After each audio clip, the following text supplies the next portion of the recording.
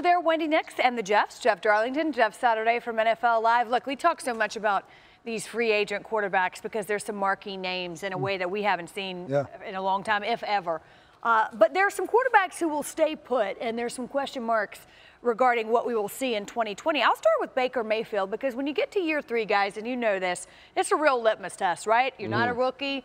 You've bounced back or not in your sophomore season. What are your expectations for Baker with the new coaching staff in Cleveland? Well, it's an interesting word, expectations. Last year when it came to expectations, they had risen so high for Baker that it was going to be hard for him to live up to them, quite frankly, to a degree that they created, but also one that was probably unfair. I mean, he needed some time to develop, and I think that he realized throughout the season that maybe this isn't as easy. The NFL is a very difficult league. The one thing I just never...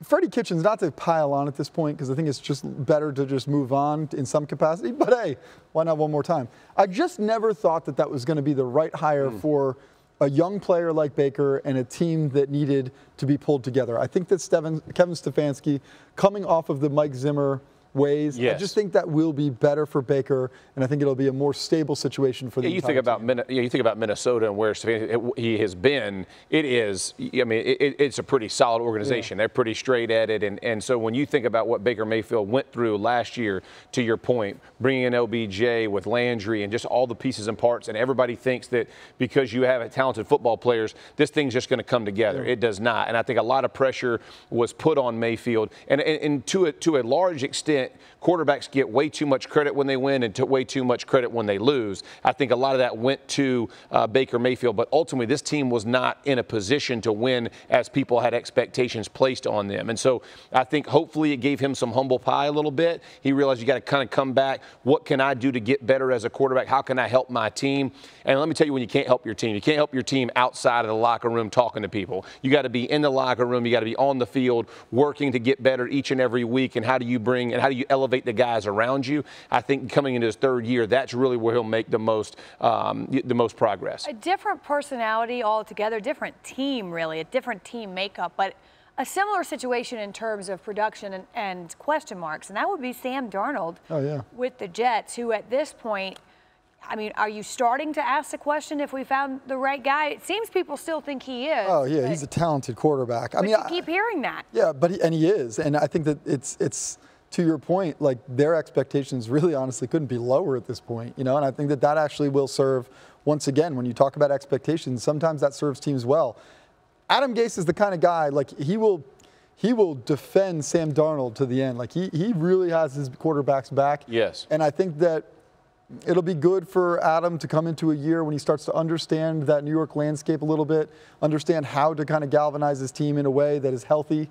At least I hope so, because I think that that's going to be the key for Gase, to kind of find a way to hunker down and do it in a way that is that's helpful. Yeah, when you think about the Jets as an organization over the last couple of years, stability is not a word you would use for them. This thing has been chaos. And for a young quarterback going into that market the way Darnold has, what people put on him, and to your point, he has performed honestly as you would expect. He's had some big days and some really poor days, you know, and it's kind of this, but that's their team, right? Like some weeks they play and you're like, wow, this team's really, and then you look at the next week and they can't get it right. I think Gase has to get that thing moving in one direction, and it may not go this way. It may be on a smaller trajectory, but at the end of the day, this is not a Darnold issue. It's what can you do to help him outside? How can you help this with an offensive line that's not going to get it done?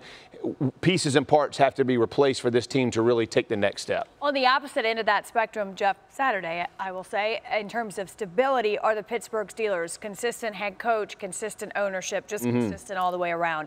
Ben Roethlisberger has been a big part of that, but he is getting older. He's coming off surgery. Yes. Do you have any concerns?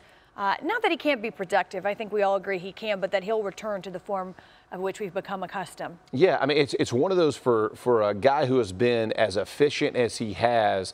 with pressure placed on him, and I don't just mean, you know, outside pressure circumstances. I mean bodies Literal coming pressure. at him, guys draped on him. Will he still have that extra bit that he's been famous for, of holding the ball to the last second, guys down his leg, and being able to get it away? Because those plays are really what push that offense. It's kind of the off-schedule ladder in the play, you know, kind of timing, where all of a sudden he makes a play that you just go, wow, and it's pretty impressive.